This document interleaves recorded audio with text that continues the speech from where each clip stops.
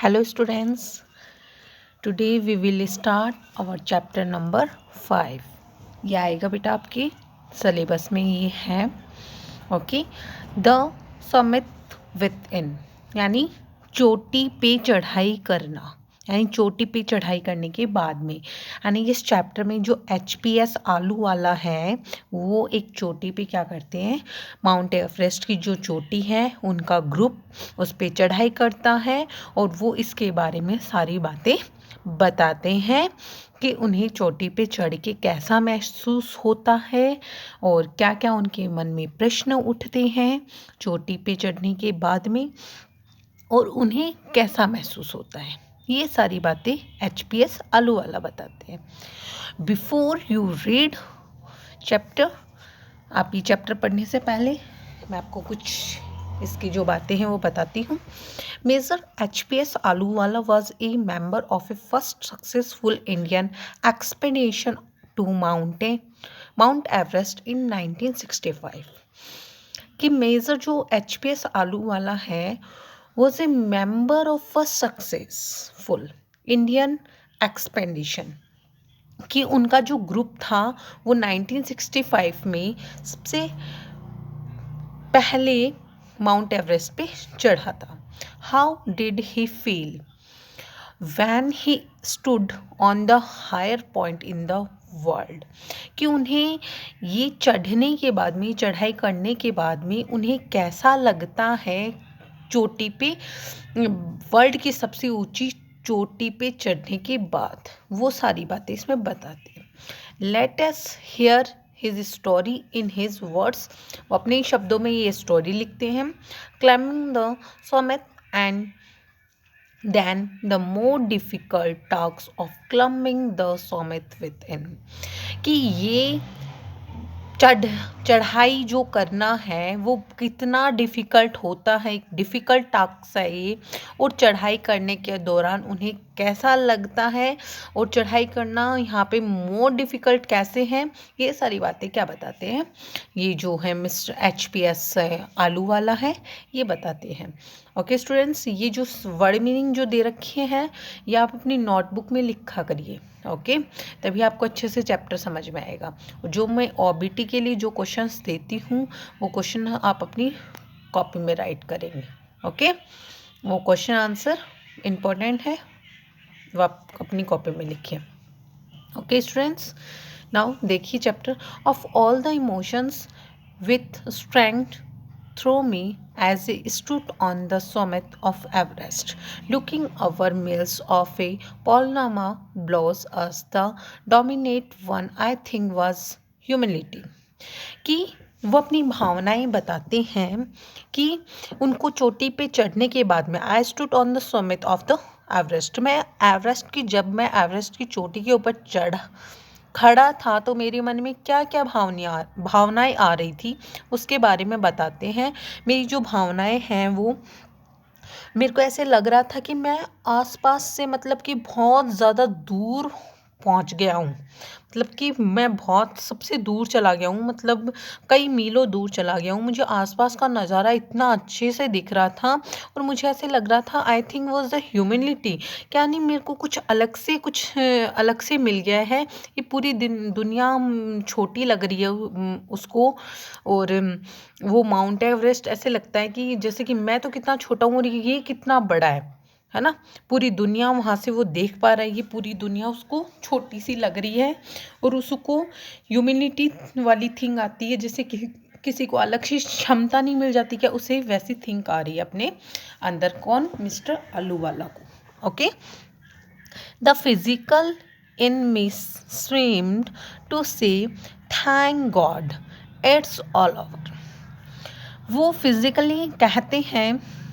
कि thank God कि हाँ ये अब चढ़ाई पूरी हो गई है। However instead of being jubilant there was a tang of sadness कि ये सब करने के बाद में भी वो ईश्वर को शुक्रगुज़ार करते हैं और उनके मन में एक खुशी सी अलग सा, मतलब कि अलग ही खुशी होती है कि कुछ उन्होंने अचीव कर लिया, ऐसी वाली खुशी उनके मन में हो रही थी। और फिर भी उनके मन में क्या पता कहीं न कहीं कुछ सैडनेस थी, क्यों थी वो पता नहीं उनको। Was it because I had already done the ultimate in climbing and there would be nothing higher to climb and all roads hereafter would lead down? कि ये सब करने के बाद में I had already done the ultimate in climbing, कि मैं चढ़ चुका हूँ, मैंने वास्तव में एक्सट्रीमली मैंने वाकई में चढ़ाई कंप्लीट कर ली है। और फिर भी मुझे कि मैंने इतनी लंबी चढ़ाई क्यों की, मतलब कि इतने वो ऐसे सोच रहे थे कि हाँ वास्तव में मैंने जो ये चढ़ाई कर ली है। और जब मैं यहाँ पे खड़ा हूँ तो अब मेरे को लग रहा है कि इससे ऊंचा तो कुछ है नहीं, अब जितनी भी रोड्स हैं वो नीचे से ही जाएंगी, अब इसके ऊपर तो कोई भी आने से रहा, मतलब कि अब जो सारी रोड्स हैं वो नीचे की तरफ ही जा सकती है, इससे ऊपर तो वो चढ़ाई भी हो नहीं सकती और इससे ऊपर कोई रोड भी नहीं जाती है, वैसा सोचते हैं। अब देखिए आगे, by climbing the summit of Everest you are overwhelmed by a deep sense of joy and thankful, कि वो जैसे ही थैंकफुलनेस, कि जैसे ही वो चढ़े होते हैं एवरेस्ट की चोटी, तो उसके बाद में वो इसका सेंस महसूस करते हैं कि क्या खुशी होती है उनको, क्या आनंद मिलता है, और क्या कैसे वो अपने आप को, मतलब कि खुद को ही ऐसे थैंक मान रहे कि हाँ शुक्रगुजार है, मैं चढ़ गया यहाँ तक। और उनको मतलब कि महसूस होती है खुशी, चढ़ने के बाद में कैसे खुशी होती है। It is a joy with last A life time, ये ऐसी खुशी है जो हमें लाइफ के लास्ट टाइम तक क्या रहती है, याद रहती है एकदम से।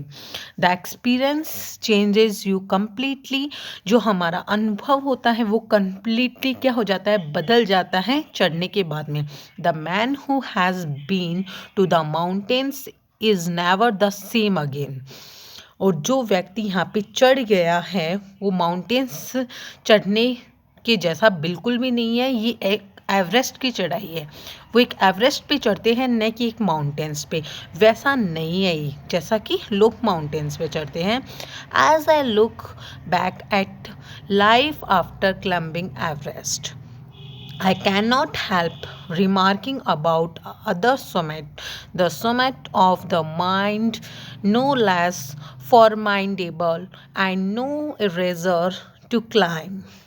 कि ये जो चढ़ाई करना है कि हम देखते हैं अपनी ज़िंदगी में कि चढ़ाई करने के बाद में, एवरेस्ट चढ़ाई की करने के बाद में, I can not help remarking about the other Sumit, मैं किसी की मतलब कि हेल्प नहीं करना चाहता हूँ जो कि चढ़ाई करेगा। मेरे दिमाग में ऐसा क्यों आ रहा है पता नहीं कि ये चोटी की चढ़ाई करना मतलब कि एक चैलेंज से कम नहीं है, ये एक चैलेंज है, मतलब कि किसी को हम चैलेंज देते हैं वैसा ही चैलेंज है हमारे लिए। नो इरेजर टू क्लाइम, कि इसको केवल हम चढ़ाई से ही नहीं मिटा सकते, बल्कि एक चढ़ाई हमें एक चैलेंज एक्सेप्ट करके ही इसके मिटा सकते हैं। मतलब कि किसी का जो चैलेंज है वो हम पूरा करेंगे तभी ये